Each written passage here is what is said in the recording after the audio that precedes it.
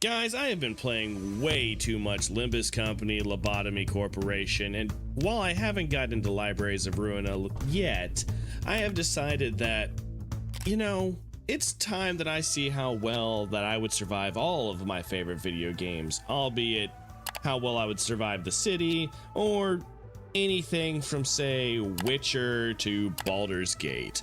So sit back, relax as we go through this lovely tier list and we see exactly how likely we would be able to survive in our favorite RPGs. As you guys can see, I have broken this down into 5 categories. We've got thriving, nothing's gonna happen to them, and something will protect them, you'll stay alive. We've got survivable. This is, you might stub your toe a little bit, some healing magic might save you, whatever, but you could possibly survive it depending on the circumstance. But that leads us into depends on where you arrive. And this literally is if you end up in, say, a certain improper planet or zone inside of a war area, you're screwed. But as long as that doesn't happen, you could be okay. Hard as hell to traverse. You're not going anywhere. Like if you start in this city here, you're not getting to city B, you will die between these 2 points. And then absolutely fucked. And I don't think I have to explain that one. You guys know what absolutely fucked means. You guys are here, you're probably dead the second you enter it, and there's very few things that are going to help you survive in any of these situations. So first up, we've got Baldur's Gate. And with Baldur's Gate, we have a surprisingly high amount of war that happens across Faerun. But even with that, this is set kind of in a medieval setting where you're able to thrive. Mind you guys, I haven't beat this game. I did play it a lot, kept getting into Act 3, people wanted to reset, started getting bored, never beat it. So I don't know everything that happens in 3, but I do know enough about D&D, having played it since I was about 15. But when it comes to Baldur's Gate 3, as long as a mind flare or an old dead god's not plotting around you, you should be okay. Every fantasy trope exists here because either D&D created it or molded a lot of them. However, unlike a lot of other RPG styles games, there is always an abundance of heroes that'll come in, save the day. But I also want to warn you guys, you got to be very careful when you are in places of great beauty, because if you see a woman who's naked next to the water, you won't live to tell about it, because nymphs are just that beautiful. But because of all of the heroes, because of all the good magic, because the ability to be able to revive, I'm gonna go ahead and put this into thriving. It will be our first in the thriving list. Hopefully you guys can handle that. So guys, I want you to tell me if you find me wrong on any of these, if you think they should go up or down. Let me know where you would put a lot of these on your own list. And with that being said, let's continue into our second one. We have got the Cult of the Lamb. And oh boy, guys, while I see you having the ability to survive depending on where you land, it's almost like we got one of a section for that. You have a great chance of surviving until at least you are needed for a sacrifice. You could be sent out on missions, but let's hope you just get stuck on prayer duty, because there's always plenty of shit to eat. Sometimes literally you're definitely not going to starve, and the lamb does take care of his fellows, again, until he needs soul power for his power-ups. So depending on where you will arrive, you could survive. Now mind you, again, with him, you might end up under one of the barons, but you're still going to be in a cult.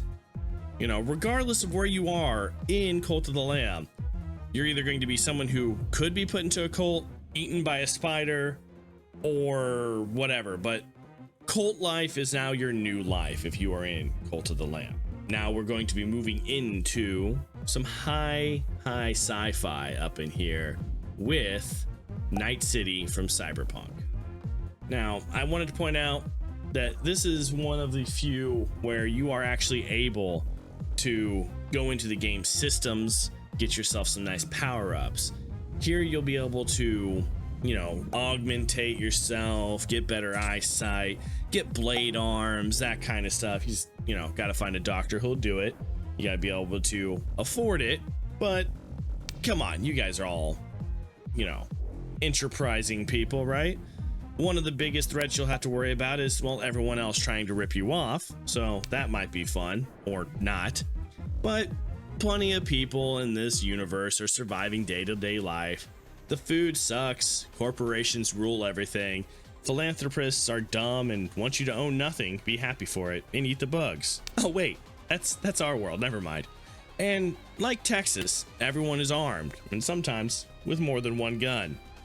However, due to the fact that this is one of the few games where you can actually defend yourself pretty well, I'm gonna have to put it into the survivable category, just because, again, your own augmentations, the healing abilities that they have in it, and something I didn't mention before, but another channel that likes to hang out with us a lot does.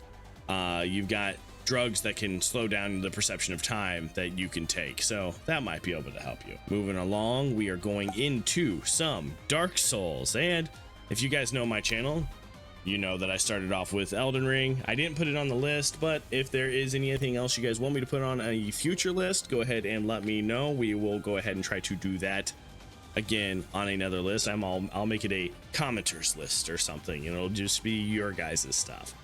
But with Dark Souls, either you'll become the hero or you'll become a hollow, losing your mind and yourself and just attack everyone around you.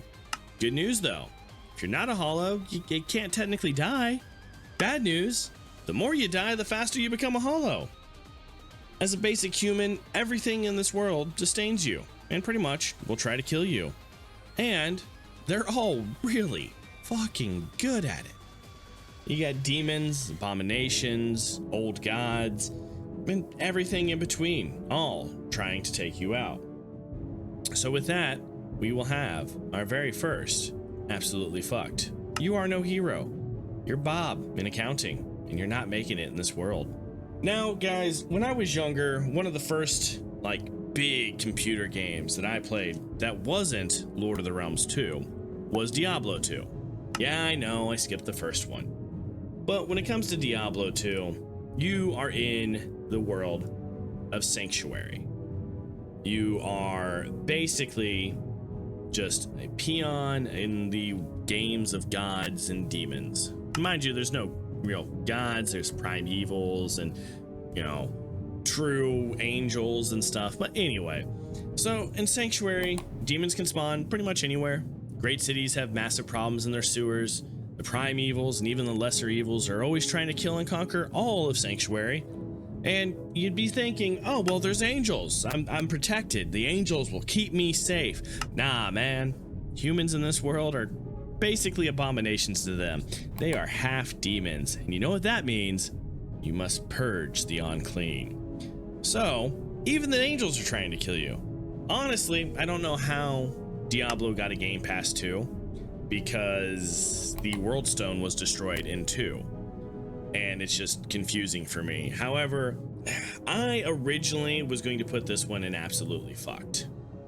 But due to the fact that when you look at the entire timeline of the Diablo games, in Diablo 1, as long as you're not in Tristan, the rest of the world's okay-ish, you know. In Diablo 2, again, don't start in Tristan because you're pretty well screwed. I'm just gonna come out and say, don't ever go to Tristan in the Diablo franchise, okay? You know, as long as you're not in the path that Marcius is going in or in the path of the Wanderer, you should be fine. You know, just stay away from the cities that those people are in.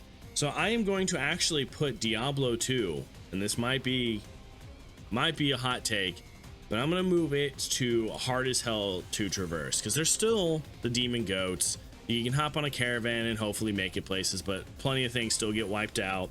You know, you still got evil humans that will try to kill you, but I'm not going to put it in absolutely fucked. Yeah, the games make it seem like everything's absolutely fucked, but when you look into the lore, I'm gonna have to move it into hard as hell. The events, I believe, between game 1 and 4 are spread out, what I was told, about 100 years. So if that's true, you could probably die in a 60-year lifespan and missed Diablo 3, where so much of humanity was wiped out by, you know, death. So with that being said, that I'm going to put it in there. I am willing to move it down to absolutely fucked, and you guys can let me know if you believe that's where it should be in the comment section below. Now, from Baldur's Gate, which funnily enough is a game that I didn't care so much about when it came out, to another game made by Larian Studios, we have ourselves the Divinity franchise. Now, with Divinity 1 and 2, I haven't played 1. I played the shit out of 2. Like, I platinumed that game and then beat it another 18 times. Like, me and my friend Noah were just constantly coming up with new ways to get infinite armor or cheese the system or break it, and this was after we beat it in the hardest difficulty. We kept playing it in the hardest difficulty just to have fun still. With how Source works, Source is the magic system. The only people allowed to use magic technically are the Divine, which is basically like a holy warrior kind of thing. And if anyone else uses magic, it basically summons giant space monstrosities to kill everyone. There's things called death fog in the world, which is just this instant kill if you're alive. The heroes could be mentally insane and just want to wipe everyone out after they've got done with their missions. Now, mind you, gameplay mechanic, but still, it's something you can do. The heroes can be evil. They can choose to side with the Source King, or they can choose to go down the path of divinity. It is a choose as you go. So depending on how the heroes choose, as you're living your basic 9 to 5 in this world, either, you know, helping shovel shit in the freaking stables or whatnot, you may or may not actually make it very far. And if you land anywhere near a source witch that's unsanctioned and just using it, and those other space worms and shit show up to kill you, there's not much you can do to save yourself. However, there are places that are relatively safe throughout most of the games and throughout most of time in this universe. So depending on where you arrive will depend on how well you survive in Divinity. So that's where I'm going to go ahead and put the whole Divinity franchise. Guys, when I was younger, my most nostalgia based game was Dragon Warriors 2. Now, I know some of you guys, what the fuck's Dragon Warriors? Dragon Warriors is what it was called in America before Dragon Quest title got slapped onto it at like 4 or 5, I believe. But Dragon Warriors 2 was a game that I remember staying up until like 10 o'clock at night as a very small child during the summer, playing it with my mother. It's a great game, albeit very basic. You know, you're a prince, you're out to save the world. You know, freaking every so many years, you know, the Dark Lord returns, demons appear and wipe out civilizations, try to wipe out the royal bloodlines of the heroes that have wiped them out in the past. As such, as long as you don't land century-long prophesized points when there's going to be death and destruction, you're pretty set. You know, the guards are usually able to take care of the minor threats. There's heroes that'll rise up to take care of the major threats. And for some fucking reason, Jiren wanted to wipe everyone out. You know, the guy from Dragon Ball Super. He was the main enemy of, like, the last game for some fucking reason. But as long as you're not someone who thinks that slimes are scary, then you should be fine. Honestly, as long as you have the money, the church can heal you from any of your wounds, remove curses, and even revive you if you die. With that being said, I'm going to have to put Dragon Quest as a franchise and thriving. Because again, while there are world-ending events, they happen like once every 100 years. You'll probably be dead before you see one of those happen. So guys, we've gone from one fantasy to another fantasy.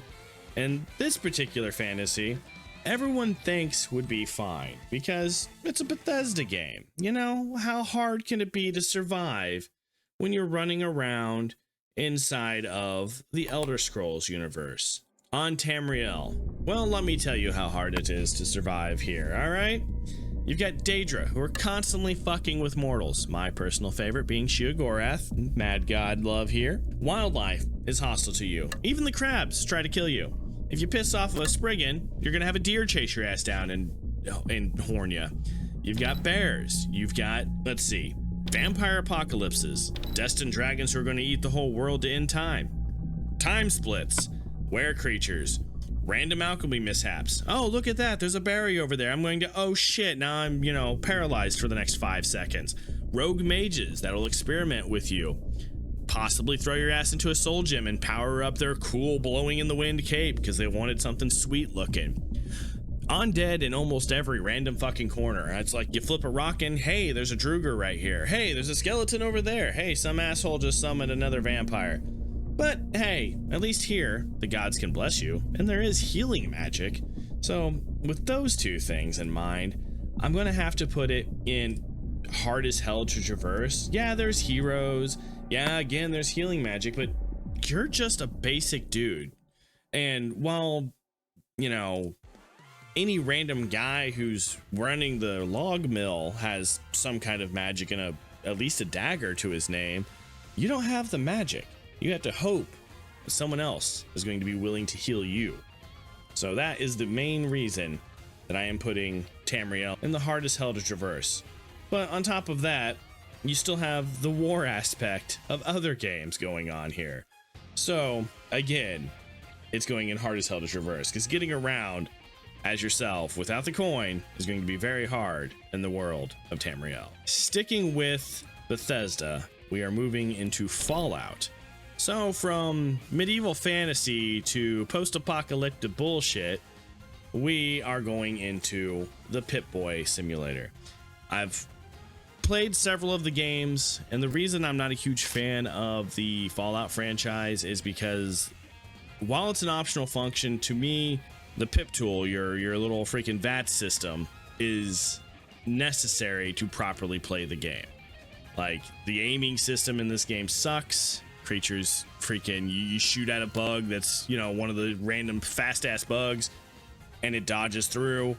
Yeah, most of the people in this world are normal, but like, normal means I can get into a power armor suit that can flip cars, and its core is a nuclear device that can just be used as a bomb against your enemies. But let's put it like this, guys. You got radiation, you've got giant mutated monsters, wildlife that the Sci-Fi Channel would blush to see, Mad Max insane people, ghouls, which can technically be sentient and good, but most of the time just want to eat your face. A random guy around the corner could have a fucking nuclear launcher on his shoulder. You've got robots, you got super mutants. That should be enough. And I'm also saying that we're not vault dwellers here. But even then, even being in one of the vaults means nothing, because it could be fucked up also.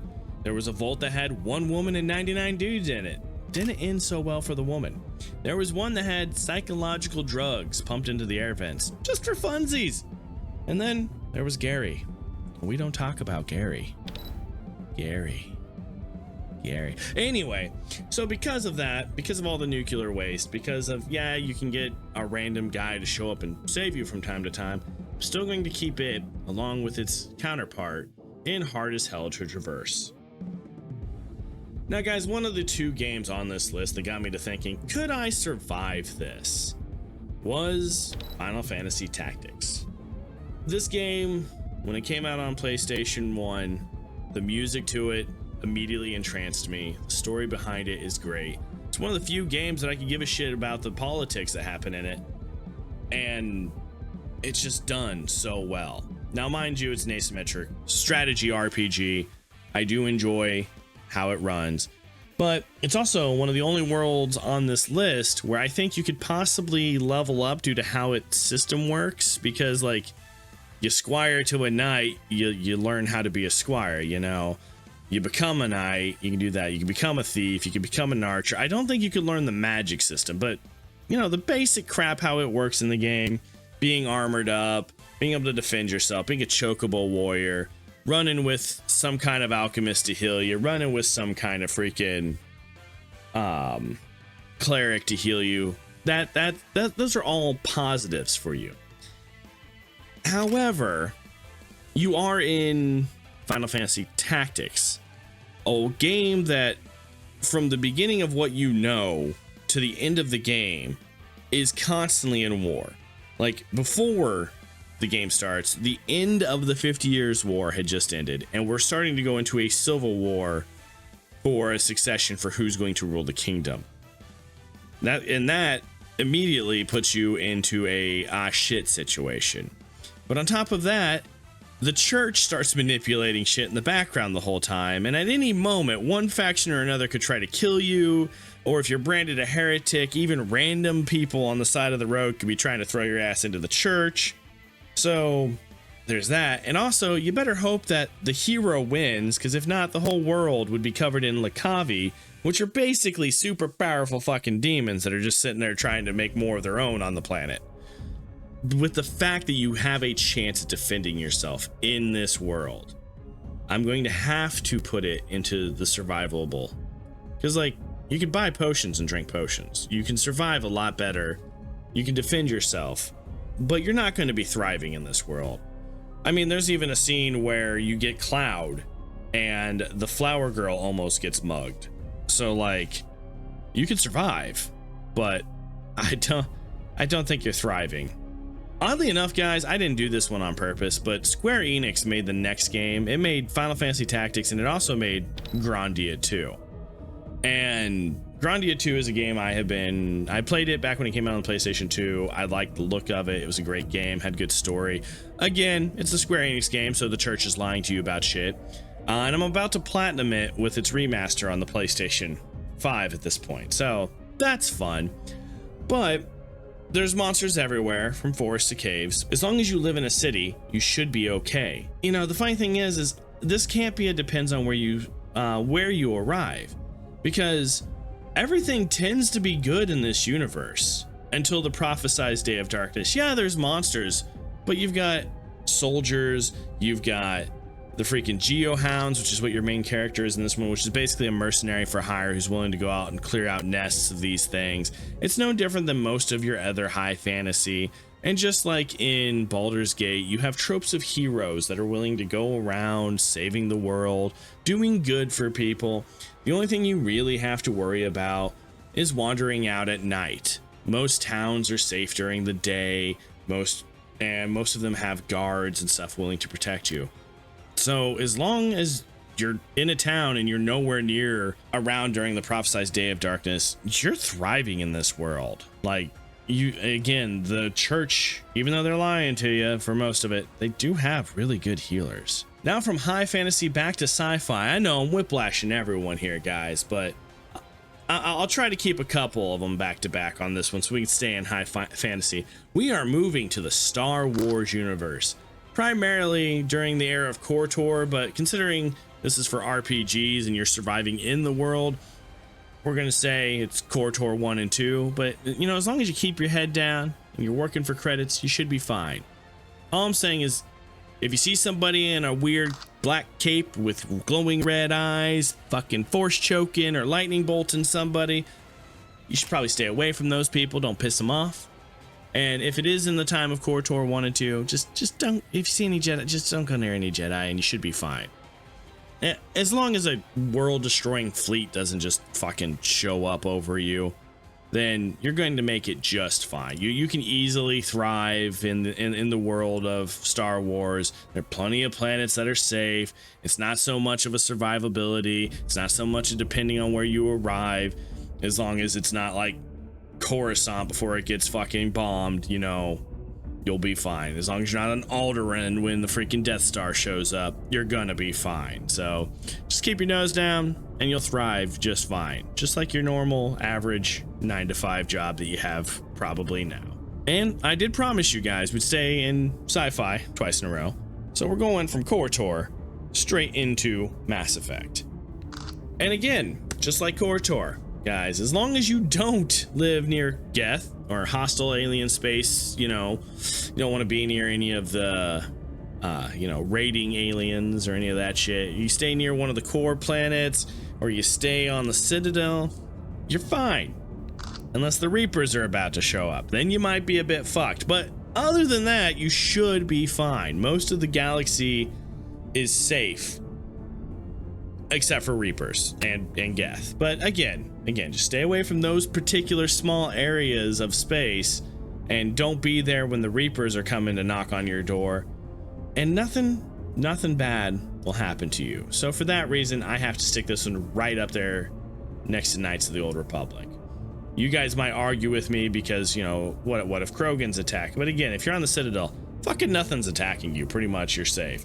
I know there's a lot of galactic wars, but again, the Citadel has seemed to always have been safe.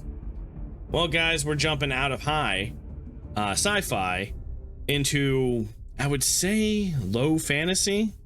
I mean, yeah, you could turn into a demon, but like, it's got demons, but there's not so much magic. It tends to be more protecting themselves. But we're going into the Neo 1 and 2 franchise.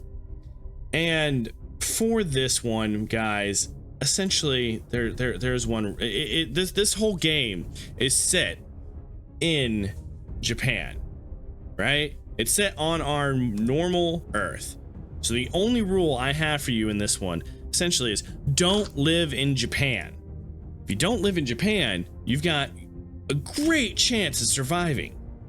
I'm going to put it in depends on where you arrive, because like Europe's trying to go in and get the crystals, right? The crystals are what causes the yokai issue. The crystals are what causes all of the demons to up here, all the massive bosses. Just a butt ton of these crystals and bam, they're a pain in the ass to kill. You know, killing them gives you more of those crystals. But as long as you're not in Japan during this time, you're just living in the Middle Ages, dude. You're gonna be fine-ish as long as you don't get a cut on your hand and die of sepsis or some shit. But you have just as good of a chance of surviving as anyone else ever had in the Middle Ages. Just don't be in Japan and you're fine. So with Neo 1 and 2, which are another, I've platinumed them on PlayStation 4 and 5, are another set of games that me and my friend Noah love to beat the shit out of. It seems like those games tend to fall into dependent on where you arrive, sadly. Just don't be in Japan. You're gonna be fine. You're gonna be fine. I promise you, you won't die as long as you're not in Japan. Speaking of being in Japan, we've got Persona. And what can I say about this franchise? As long as you're not a dick to the point that you draw the ire of some random ass teenagers with superpowers, you should be good. You know, until a god bleeds the dream realm into the real realm. But again, that doesn't happen often. Just don't piss off teenagers. Your favorite song should be from My Chemical Romance with "Teenagers Scare the Living Shit Out of Me." Oh, and hopefully one of those teenagers doesn't kill the train conductor of a train you're on. But again, just don't piss off teenagers. And as long as you can speak Japanese or you're comfortable living in Japan, you're thriving. This is just modern day Japan with pissed off teenagers running around it. So again, modern day Japan. From a Japanese game to a Korean game, and a game that got so much hate just due to the fact that you know, people didn't think the character was modeled very well, even though it was modeled after a real person. We have Stellar Blade, and haven't beaten the whole game. I know how everything generally works. Again, there's plenty of places we can watch how this shit goes, but huge spoiler here, there are no true humans. Okay, all the giant monsters you keep beating the shit out of, that's what humanity became. Everyone in the civilization you've been protecting are technically all robots. And if you land there, you know, if you land in the middle of freaking robot heaven, you're technically surrounded by glorified, very good looking sex bots. However, if you get infected by a monster, you become a monster. So good luck on not getting scratched in a world where monsters are the size of, you know, the fucking space station sometimes.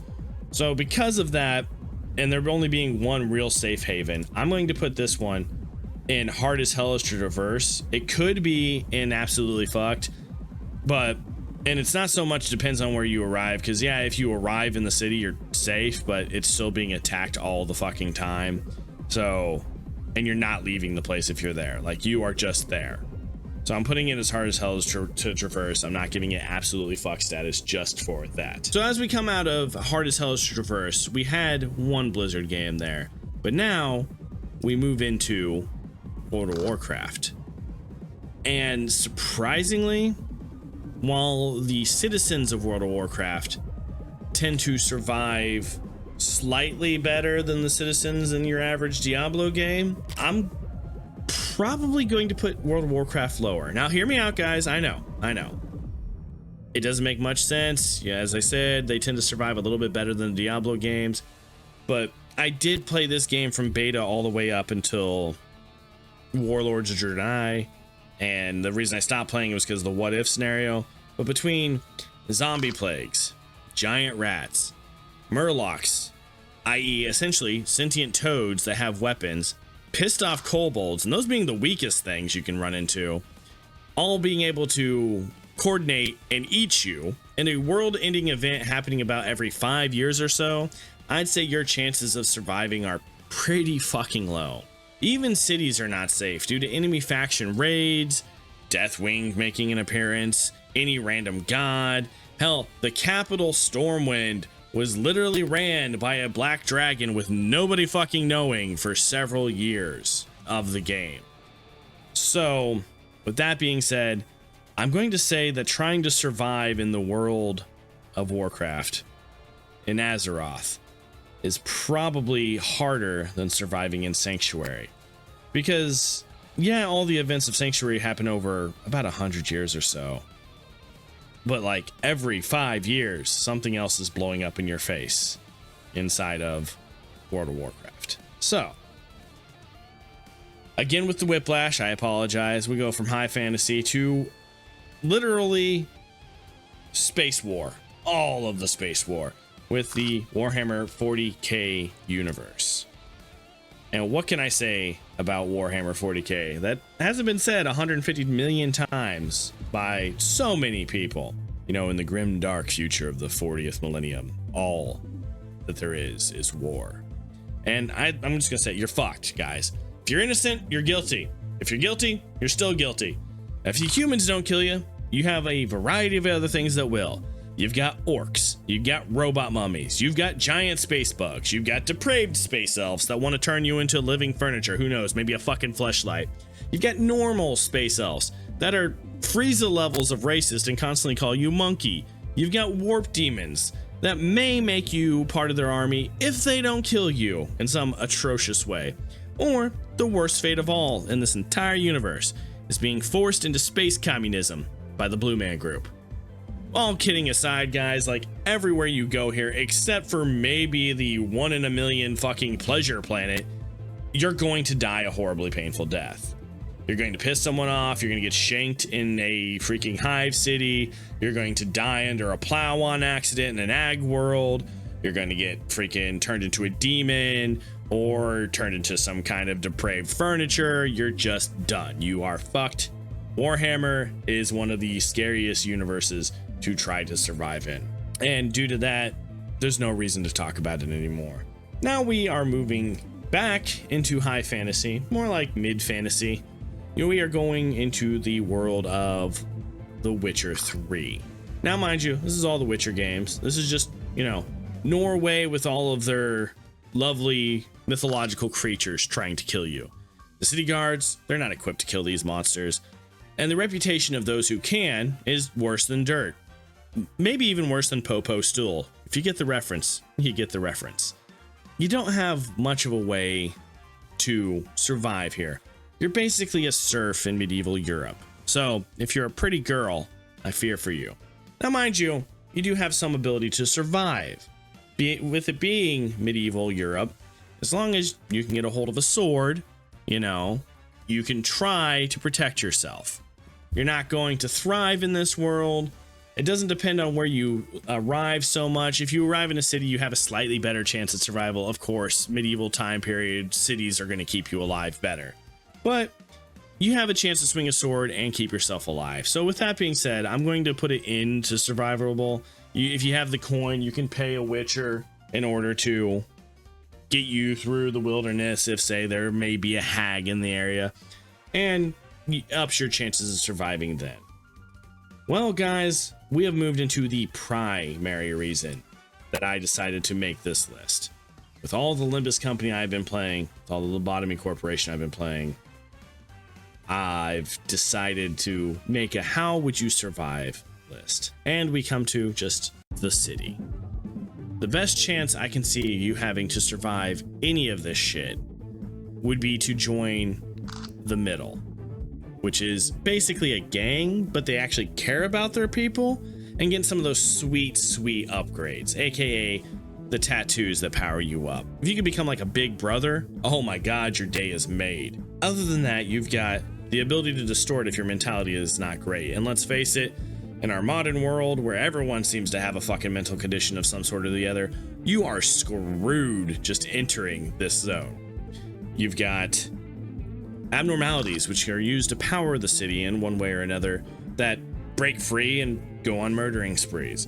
And on top of that, guys, we also have a whole variety of gang wars. The back streets are horrible places to live. It doesn't depend on where you arrive here. There's only one place that you might survive in, and I believe I was told, and I haven't seen this yet, that would be A Corp. If I got that wrong, Limbus fans, let me know.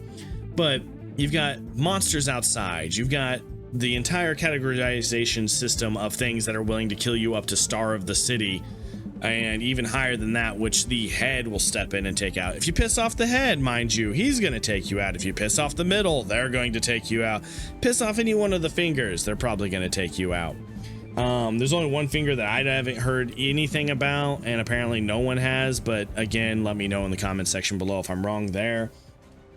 Between everything that's trying to kill you, the only chance you have is landing in a nest, and even then, they can get wiped out. They have been in the past. So I'm going to have to put the city into the absolutely fucked category, and the highest order of that, just due to the amount of stuff that could and will kill you. And let's face it, even if you do get a job at a high-end corporation, if you try to quit, their liquidation program is brutal. Well, guys, that has been the list. Don't forget to like the video and subscribe if you want to see more of these. Again, let me know your games in the comment section below, and we will make another one of these as long as we get enough views. Share the video around, help us out, help us grow this channel, and our community is doing great. Go ahead, go over to Discord and join us there. Also, if you're already in the channel and you're already interested in what we do here. So remember, guys, as always, be good to each other. See you in the next video. Peace.